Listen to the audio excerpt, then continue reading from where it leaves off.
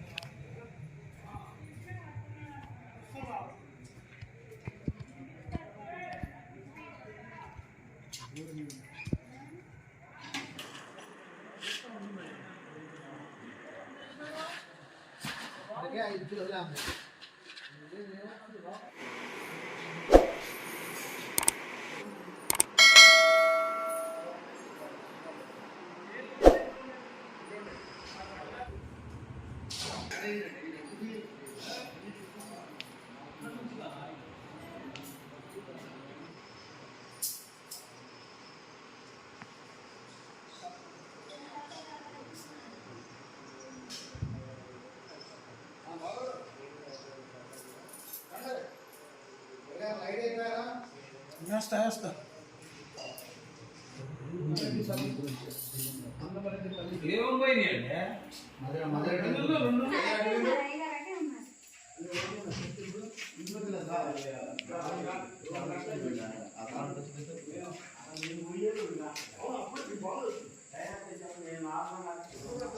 దేవాదాయ శాఖ ఖమ్మం జిల్లా పెనుబెల్లి మండలం నీలాద్రి శ్రీ నీలాద్రీశ్వర స్వామి వారి దేవస్థానంలో మహాశివరాత్రి ఉత్సవములు 5 రోజులు నిర్వహించడానికి ఏర్పాట్లు చేయడం జరిగింది.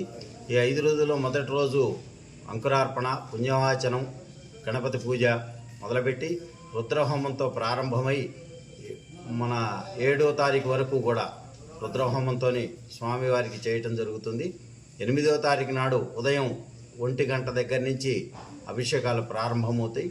8వ తారీఖు రాత్రి 10:30 గంటలకు స్వామివారి కళ్యాణం ఉంటుంది.